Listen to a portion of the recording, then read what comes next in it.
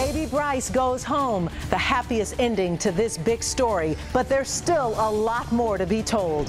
Where was the security? Why no Amber Alert? What was she thinking? And how is baby Bryce today? Our team of reporters dug into the questions you want answered. It's what everybody is talking about. And it kicks off 90 minutes of news that doesn't waste your time. Live, local, late breaking. This is Channel 11 News. News coverage you can count on. I'm just glad he's back home, and I hope she get the help that she needs. Baby Bryce back in his mother's arms, out of the clutches of a stranger. You watched with us from the moment the baby was abducted from Magee Women's Hospital of UPMC until that infant was found and her suspected kidnapper caught. 24 hours later, though, still so many questions. How this happened and why. Channel 11's David Johnson live at Magee Hospital as we work to bring you the answers. Good evening, David. Good evening, Peggy. A much different scene out here today at Magee Women's Hospital in Oakland. Much calmer yesterday at this time, as you just pointed out, the frantic search for baby Bryce Coleman. Today, of course, he's been found. He's back with the family. We're going to hear from the family in just a few moments. We're also going to learn more about hospital security. Those are questions we know you have. We have a team of reporters covering this. We're going to start with our Vince Sims. He was first on the scene talking with the family yesterday right here, and today he has an interview with the woman everybody wants to hear from, the baby's mother. Vince. David, a lot of things coming from this mother who had a part. And I just wanted my baby back. Rhonda King is happy to be sitting safe at home holding her newborn son. Yesterday, he was stolen from Magee Women's Hospital. Police say Brianna Moore posed as a nurse and took the infant. I don't have no grudges. I don't hate her. I don't dislike her. I just want her to get her kind of help, and I'm going to keep her and her family in my prayers because she just seemed like she just really needed help. King says she couldn't believe how Moore was able to fool everyone. She told me she was the nurse. She told all the nurses she was my sister.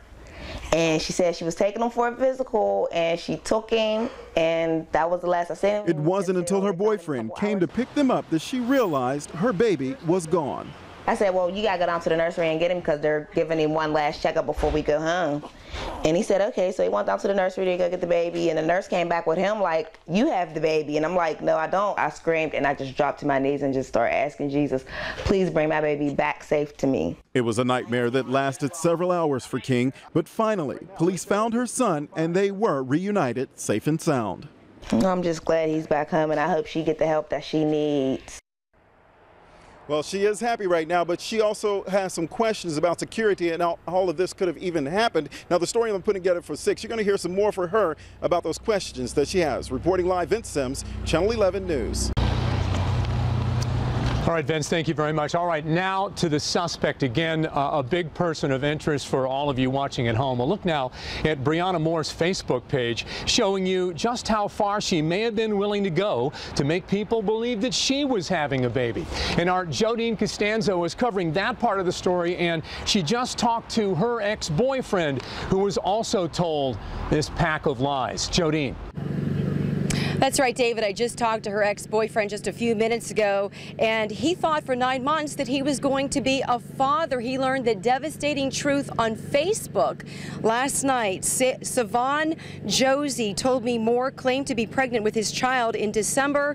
They broke up but remained friends. He got a job and prepared for fatherhood.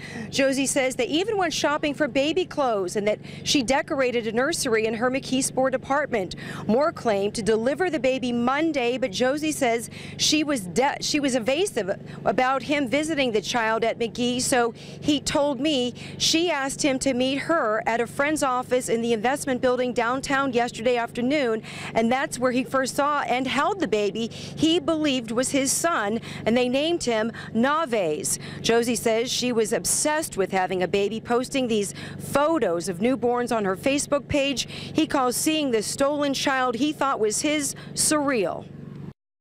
What was your reaction when you found out what really happened? I was like, whoa. I was like, in the back of my head, I was like, I always knew she was crazy, but I didn't know she was capable of that. Like, swear, I didn't know she was capable of that. Like, she was always like a habitual liar. But who steals babies? That's right, and Josie told me that all along he felt like Moore was unstable, but never thought she would be capable of doing something like this. Tonight she's in jail on a $250,000 bond. Reporting live, Jodine Costanzo, Channel 11 News. All right, Jodine, thank you very much. So we've heard the statement from UPMC about how this woman could walk into the hospital, walk out with a newborn baby, but they didn't answer all of our questions. And obviously the main one is this: how could someone walk into a hospital, then basically steal a baby, walk out with a newborn baby in a bag? Target 11's Rick Earl with us now, asking his own tough questions of UPMC, and he found some holes in security. Rick. Yeah, David, Magee Hospital has a number of security measures in place here today. Still, this woman managed to skirt those security measures. Today, I found out just how she was able to do that and where those security breakdowns occurred. Target 11 has learned the suspect, Brianna Moore, was right outside the mother's room at Magee Hospital when she was questioned by 2 employees. The first was suspicious because Moore was wearing scrubs with a UPMC logo, but didn't have the proper ID badge. Moore told the employee she was just getting off duty. And when questioned by yet another employee, Moore said she was waiting to drive her sister home. Neither employee reported what happened. That's 2 individuals from the hospital noticed something strange, and yet they failed to notify security or authorized personnel. Had that taken place, maybe this horrific event would not have occurred. Attorney Rob Pierce represented the family of an elderly woman who wandered away from her UPMC room in 2008 and was found dead on the roof of Montefiore Hospital.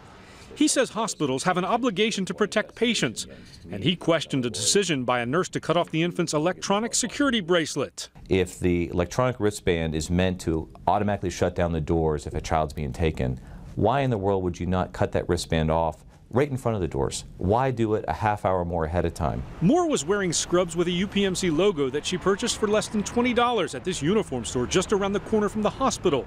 She told the clerk she worked at UPMC.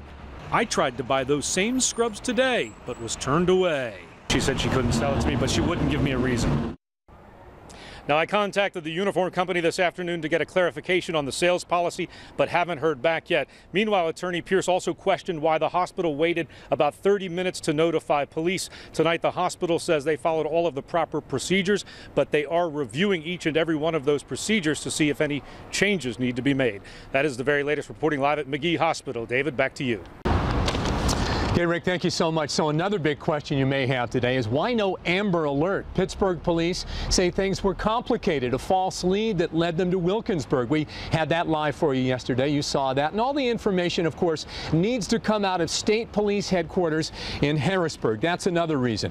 We found the average time of a child reported missing to the time of an Amber Alert issued is 4 to 12 hours. And as you know from watching our coverage yesterday, baby Bryce was found with just in a couple of hours. So we are just getting started here with our live Team 11 coverage here at Magee Women's Hospital. Live updates coming your way every 15 minutes. For now, I'm David Johnson reporting live in Oakland. Back to you. All right, thanks so much, David. Our coverage extends to the web for you. We have the raw video of the interview with baby Bryce's parents. We also have the raw video of the suspect who had a whole lot to say when she was brought in yesterday. And we have put together a timeline of all of the events in this story from the moment the baby was taken until he was found.